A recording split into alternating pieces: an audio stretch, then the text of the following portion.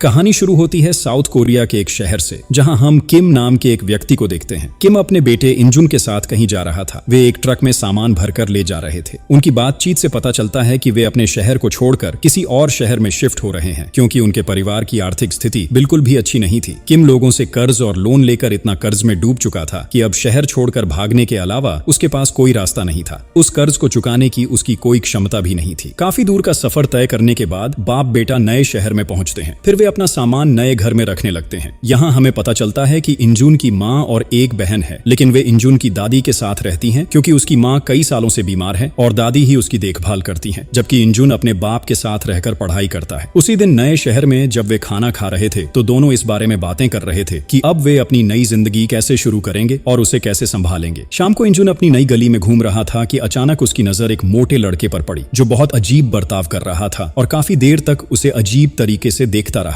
इंजुन समझ ही नहीं पा रहा था कि इस लड़के की समस्या क्या है। थोड़ी देर बाद वो लड़का वहां से चला गया और इंजुन उसकी ओर देखता ही रह गया, क्योंकि उसका बर्ताव वाकई अजीब था। कुछ दिन बीत गए। अब इंजुन ने इस शहर के एक नए स्कूल में एडमिशन ले लिया था। आज उसका पहला दिन था, तो वह तैयार होकर स्कूल आया, लेकिन स्कूल के लड़के उसे अजीब तरह से देख रहे थे, क्योंकि इंजुन दिखने में थोड़ा भोला भाला था। जब वह अपनी क्लास के सामने पहुंचा, तभी दूसरी तरफ से कुछ लड़के आ रहे थे। ये लड़के दरअसल स्कूल के एक खतरनाक गैंग के सदस्य थे, जिसका नाम था ज्यूस गैंग। इस गैंग का लीडर था जेनुन, जो स्कूल का सीनियर था और जिसे देखकर लगभग पूरा स्कूल डरता था। यहाँ तक कि स्कूल के नियम कानून भी उनके हिसाब से चलते थे। यहीं पर इंजुन की मुलाकात अपने क्लासमेट सैम से होती है। सैम उसे ज्यूस गैंग दिखाकर कहता है, वो देख, ये हमारे स्कूल का सबसे खतरनाक गैंग है। हमारे स्कूल में 2 गैंग हैं और दोनों ही बहुत खतरनाक हैं। इन दोनों गैंग का नाम था ज्यूस गैंग और बाडई गैंग। सैम ने उसे समझाया कि इनसे हमेशा दूर रहना, नहीं तो इनके जाल में फंस जाओगे। लेकिन इंजुन ने इस बात पर ज्यादा ध्यान नहीं दिया, क्योंकि उसका ध्यान बस पढ़ाई पर था। क्लास शुरू होने के बाद उनकी क्लास टीचर आती है। उन्हें देखकर इंजुन थोड़ा हैरान हो जाता है, क्योंकि उनका लुक काफी फनी था, थोड़ा मिलिट्री स्टाइल का, लेकिन वो उनकी नई टीचर थी। उन्होंने अपना नाम पार्क बताया और पढ़ाना शुरू कर दिया। पीछे बैठे सैम ने इंजुन से कहा, शायद तुम्हें इन्हें देखकर हंसी आए, लेकिन ये कोई साधारण टीचर नहीं है। इनमें बहुत टैलेंट है और प्रिंसिपल ने इन्हें खुद हायर किया है। ब्रेक टाइम में उनकी क्लास का एक लड़का इंजुन को बुलाता है। इंजुन जाकर कहता है, अंकल, आपने मुझे बुलाया? इस पर वो लड़का गुस्सा हो जाता है, क्योंकि असल में वो उनका क्लासमेट था, बस उम्र में सबसे बड़ा था और दिखने में थोड़ा एंकल जैसा लगता था। तभी इंजुन को याद आता है कि ये वही मोटा लड़का है जिसे उसने सड़क पर देखा था। उस लड़के का नाम था योनगसू और वो स्कूल के सबसे स्ट्रॉन्ग स्टूडेंट्स में से एक था। योनगसू ने बताया कि वह और इंजुन पड़ोसी भी हैं, इसलिए वह दोस्ती करना चाहता है। उसने हाथ मिलाकर कहा, अगर कभी मदद चाहिए तो मुझे बता देना। इंजुन खुश होकर क्लास में लौट आया, जहां उसने योनगसू के बेस्ट फ्रेंड जिन को देखा। जिन भी काफी स्ट्रॉन्ग था और उसकी फाइटिंग स्किल बहुत अच्छी थी। इंजुन को अच्छा लगा कि पहले ही दिन उसके इतने मजबूत दोस्त बन गए। इसी बीच पता चलता है कि योनगसू खाने का बहुत शौकीन है और मौका मिलते ही खाता रहता है। एक दिन जब जिन क्लास की खिड़की के पास खड़ा था, ऊपर की क्लास से एक सीनियर उसे ताना मारता है और गाली देकर छोटा साबित करने की कोशिश करता है। जिन को ये बिल्कुल पसंद नहीं आता और वह उसे धमकी देता है। थोड़ी देर बाद वही सीनियर, जिसका नाम था अबलिंग, अपने साथियों के साथ नीचे आकर जिन से भिड़ने आता है। अबलिंग जिन को धमकाता है, लेकिन तभी योनगसू की नींद खुल जाती है। योनगसू कहता है, अगर मेरे दोस्त को छुआ तो यहीं खत्म कर दूंगा। अबलिंग फिर योनगसू से उलझने की कोशिश करता है, लेकिन तभी टीचर पार्क आकर बीच बचाव करती है और एबलिंग की टीम को डांट कर बाहर निकाल देती है। इस घटना के बाद इंजुन, योनगसू और जिन हंसते हुए साथ में खाना खाते हैं और एबलिंग की टीम का मजाक उड़ाते हैं। थोड़े ही समय में वे तीनों बहुत अच्छे दोस्त बन जाते हैं। योनगसू कहता है कि अब से वे अपनी खुद की गैंग बनाएंगे और उसका नाम रखेंगे रियूनियन गैंग। इसमें उनके अलावा और भी दोस्त शामिल होंगे। तभी वहां पिंजन नाम का एक लड़का आता है और बताता है कि ज्यूस गैंग ने स्कूल के सभी लोगों के लिए एक अनाउंसमेंट किया है। स्कूल में एक रेसलिंग टूर्नामेंट आयोजित किया गया, जिसमें फर्स्ट ग्रेड के सभी स्टूडेंट हिस्सा ले सकते थे और इस टूर्नामेंट का जो विनर होगा वह जियोस गैंग का मेंबर बन सकेगा। यह सुनकर सभी बहुत एक्साइटेड हो गए। फिर धीरे धीरे सभी स्कूल के मैदान में जमा होने लगे। दरअसल हर किसी के मन में ज्यूस गैंग में शामिल होने की इच्छा थी, क्योंकि ज्यूस गैंग से सभी डरते थे। अगर कोई इसमें शामिल हो जाता तो उसके पास अलग तरह की पावर आ जाती और यह पावर सबको चाहिए थी। यूनून और उसके दोस्त भी वहां सबकी एक्साइटमेंट देखने आए थे। स्टूडेंट्स में तो मानो होड़ लग गई थी टूर्नामेंट में भाग लेने की और कई लोग पहले से ही रेसलिंग प्रैक्टिस शुरू कर चुके थे। लेकिन जो योंगसू यानी उनकी टीम का कोई भी मेंबर इस गैंग में शामिल होने की इच्छा नहीं रखता था, क्योंकि वे जानते थे कि जियोस गैंग के मेंबर्स बहुत ताकतवर और परेशान करने वाले हैं और हमेशा अपनी पावर का गलत इस्तेमाल करते हैं। इसलिए ज्यून और उसकी टीम वहां से सीधे अपनी क्लास में लौट गए। क्लास में आने के बाद यूनजन फाइट प्रैक्टिस कर रहा था, क्योंकि अब उसे समझ आ गया था कि पूरा स्कूल असल में गैंगस्टर्स के कंट्रोल में है। अगर वह खुद को तैयार नहीं करेगा तो इस स्कूल में टिक पाना मुश्किल होगा। इंजुन ने ज्यून से कहा, तू तो बहुत अच्छा फाइट करता है, क्या तू मुझे भी फाइट सिखाएगा ताकि मैं अपनी रक्षा कर सकूं। जियून मान गया और उसे अलग अलग फाइट स्किल्स सिखाने लगा। साथ ही उसने कहा कि फाइट एक स्किल है जिसे जितना ज्यादा प्रैक्टिस किया जाए उतना ही मजबूत होती है। इंजुन की फाइटिंग स्किल भी अच्छी थी और वह जियून की हर मूव को तुरंत सीख लेता था। जियून ने कहा कि उसे बस थोड़ी और प्रैक्टिस की जरूरत है, वरना उसकी फिटनेस पहले से ही अच्छी है। इंजुन घर जाकर खुद से प्रैक्टिस करने लगा और ताकत बढ़ाने के लिए अलग अलग एक्सरसाइज भी करने लगा। जियून ने उसे 2 उंगलियों पर बैलेंस करके एक स्पेशल एक्सरसाइज करने को कहा जिससे हाथ की हड्डियां मजबूत हों। काफी मुश्किल होने के बावजूद इंजुन ने यह किया। अगले दिन सुबह इंजुन योंगसू के साथ स्कूल जा रहा था और रास्ते में वे बातें कर रहे थे। योंगसू ने बताया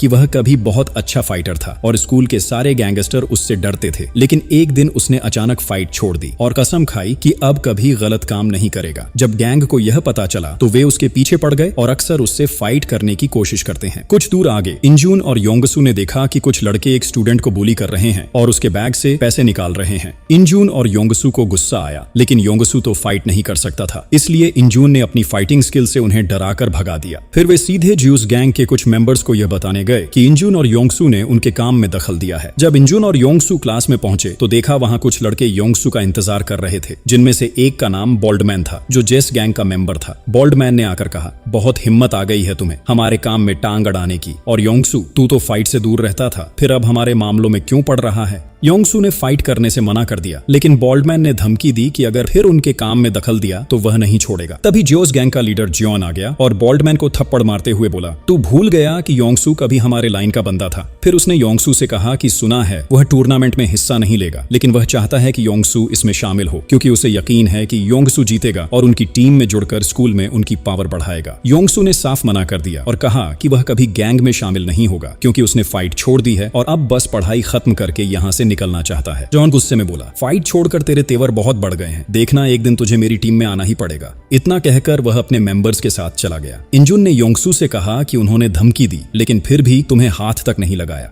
योंगसू ने कहा, क्योंकि वे मेरी फाइटिंग स्किल जानते हैं। स्कूल छुट्टी के बाद इंजुन योंगसू के घर गया क्योंकि वह उसकी फाइटिंग स्किल के बारे में और जानना चाहता था। वहां उसने देखा कि योंगसू एक साथ 50 उबले अंडे खा रहा था, जिससे उसे अंदाजा हुआ कि योंगसू इतना स्ट्रांग क्यों है। इंजुन ने पूछा कि जॉन ने क्यों कहा कि वह उनके लाइन का था। योंगसू ने बताया कि वह भी पहले गैंगस्टर था और हमेशा फाइट करता था, लेकिन बाद में अपनी गलती समझकर सही रास्ते पर आ गया। जॉन चाहता है कि वह अपनी कसम तोड़कर फिर फाइटिंग लाइन में लौट आए ताकि उनकी गैंग और स्ट्रांग हो जाए। अगले दिन स्कूल में योंगसू को खबर मिली कि जॉस गैंग उसके छोटे भाई को पकड़कर बास्केटबॉल क्लब में ले गए हैं। वह तुरंत अपनी टीम के साथ वहां पहुंचा और देखा कि वे उसके भाई को बुली कर रहे हैं। जॉन ने कहा कि योंगसू तो उनसे फाइट नहीं कर सकता, इसलिए अब उसका भाई बॉल्डमैन से लड़ेगा। अगर उसने फाइट नहीं की तो उसे कायर समझा जाएगा। योंगसू का भाई गुस्से में चैलेंज स्वीकार कर लेता है। फाइट शुरू होने से पहले बॉल्डमैन कहता है कि कफन का इंतजाम कर लो क्योंकि उसका भाई मरने वाला है। योंगसू को गुस्सा आता है, लेकिन वह खुद को कंट्रोल में रखता है। फाइट में योंगसू का भाई बॉल्डमैन को अच्छे से रोकता है, लेकिन आखिरकार बॉल्डमैन चालाकी से उसके गले पर पैर जमाकर पकड़ लेता है। फिर पैर से छुटकारा पाकर वह उसे बुरी तरह मारता है और योंगसू को ताने मारता है कि वह और उसका भाई एक जैसे नहीं दिखते। योंगसू का गुस्सा चरम पर था, लेकिन उसने खुद को कंट्रोल में रखा क्योंकि उसे पता था कि ये सब उसे फाइट कराने के लिए किया जा रहा है। आखिरकार जियोस गैंग वहां से चली जाती है।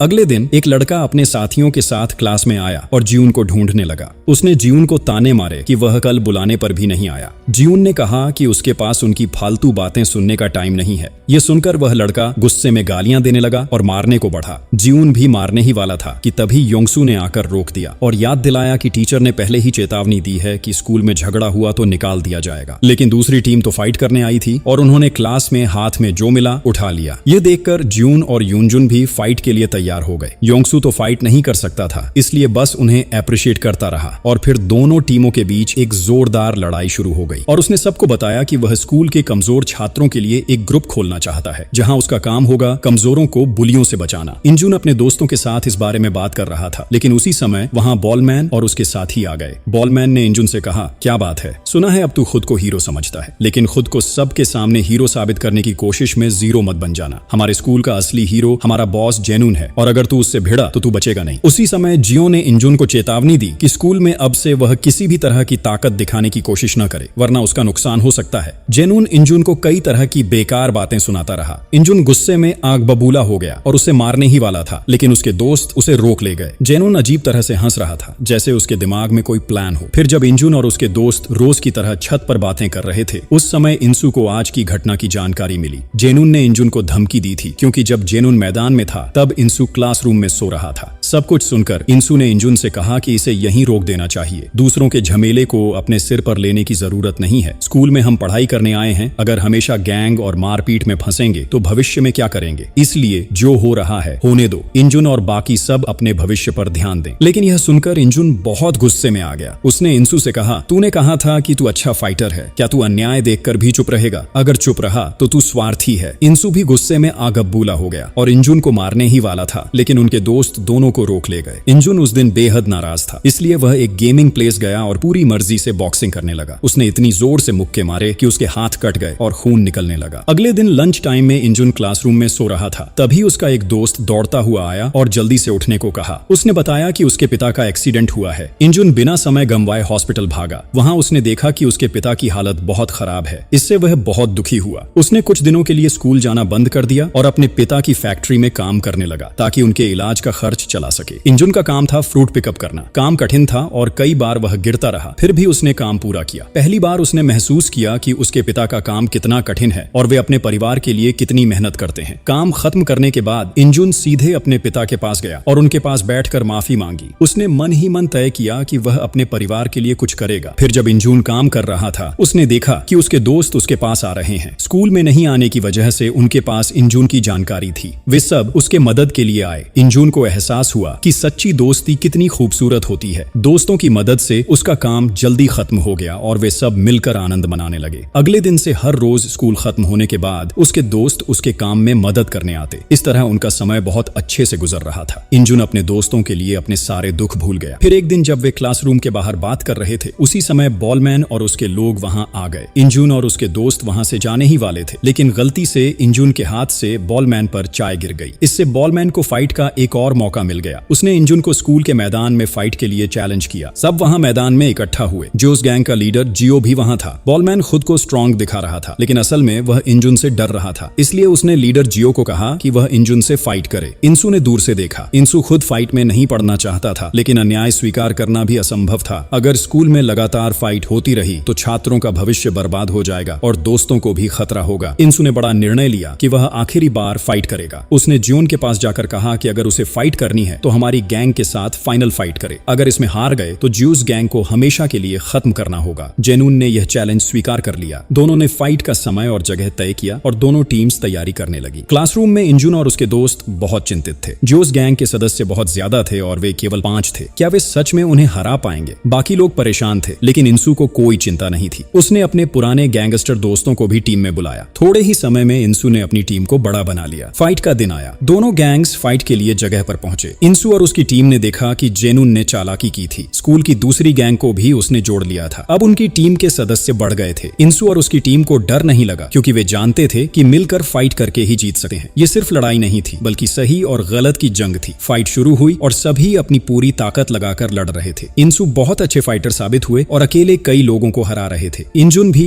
अब बहुत अच्छा फाइटर बन चुका था। उनकी टीम ने आखिरकार जीत हासिल की। जॉन को बहुत गुस्सा आया, लेकिन नियम के अनुसार कुछ नहीं कर सके। इंसु और उसकी टीम की जीत के बाद सब खुशी मनाने लगे। शाम को उन्होंने पार्टी की, जिसमें हर किसी का पसंदीदा खाना था। अगले दिन इंजुन अपने 2 दोस्तों के साथ खाना खा रहा था। तभी उसका दोस्त बोला कि इंसु बहुत अच्छा इंसान है। वह हमारे भविष्य के बारे में सोचता है ताकि हम सब अच्छा कर सकें। वह नहीं चाहता कि स्कूल में कोई गैंग हो। इंजुन को याद आया कि इंसु ने कहा था कि वह भविष्य में बहुत कुछ अच्छा करना चाहता है और अपने परिवार की जिम्मेदारी लेना चाहता है। यह उसका बड़ा सपना था, इसलिए वह अब किसी फाइट में नहीं पड़ना चाहता। वे सब बातें कर रहे थे कि तभी उनका दोस्त सैम दौड़ता हुआ आया। उसने बताया कि इंसु की हालत बहुत खराब है। वो हॉस्पिटल में भर्ती है। कल रात किसी ने उस पर हमला किया और उसके सिर पर जोर से चोट आई। यह सुनकर इंजुन और उसके सभी दोस्त हॉस्पिटल भागे। वहां इंसु की बहन थी। उसने बताया कि इंसु अभी होश में नहीं आया है और डॉक्टर ने कहा कि किस समय होश आएगा कोई नहीं बता सकता। इंजुन और उसके दोस्त बहुत दुखी हुए, खासकर इंजुन, जो हमेशा विपत्ति में इंसु के साथ रहा। फिर इंजुन अपने दोस्तों के साथ सीधे पुलिस स्टेशन गया ताकि पता लगाया जा सके कि इंसु पर हमला किसने किया। लेकिन पुलिस ऑफिसर ने कहा कि यह स्कूल स्टूडेंट्स के लिए लिए नया नहीं है। आज कुछ नहीं करेंगे, कल फिर फाइट करेंगे, इसलिए इनको गंभीरता से लेने की जरूरत नहीं है। इंजुन और उसके दोस्तों को पढ़ाई पर ध्यान देने के लिए कहा गया, जिससे वे सभी बहुत गुस्से में आ गए। इंजुन समझ गया कि पुलिस से अपराधी को नहीं पकड़ा जा सकता, इसलिए उसे खुद कुछ करना होगा। वह उदास होकर घर आया और चुपचाप लेट गया। तभी उसके पिता, जो अब पूरी तरह स्वस्थ हो चुके थे, आए। उन्होंने इंजुन को खाना खाने के लिए कहा, लेकिन इंजुन का गला से खाना नहीं उतर रहा था। जब पिता ने पूछा कि क्या हुआ, तो इंजुन बहुत रोने लगा। उसे डर था कि कहीं इंसू को वह फिर खो न दे। ये सब सोचते सोचते वह पागलों की तरह हो जाता है। फिर बिना कुछ कहे वह घर से निकल जाता है। कई कोशिशों के बाद वह बोलमैन को ढूंढ लेता है। उसे ऐसा लग रहा था कि बोलमैन और उसके साथी ही यंगसू पर हमला करने वाले थे। इस सोच ने उसे पूरी तरह साइको बना दिया। वह बोलमैन से कहता है कि आज उसने यंगसू को मारा है, इसलिए वह उसे किसी भी हाल में नहीं छोड़ेगा, और फिर उस पर हमला कर देता है। इस बीच बोलमैन समझ जाता है कि इंजुन आज बेहद गुस्से में है, क्योंकि उसकी आंखों और चेहरे पर भयानक क्रोध साफ दिखाई दे रहा है। इसलिए वह उसके साथ लड़ने की हिम्मत नहीं करता, बल्कि कहता है कि यंगसू पर हमला करने में उसका कोई हाथ नहीं है। लेकिन इंजुन शांत नहीं होता। फिर भी अंततः वह उसे छोड़ देता है। इस तरह कई दिन गुजर जाते हैं। इसी बीच सारांग को इंजुन के व्यवहार में काफी बदलाव दिखने लगा है। वह इंजुन को मिलने बुलाता है और समझाने की कोशिश करता है कि अब से वह लड़ाई झगड़े में न फंसे।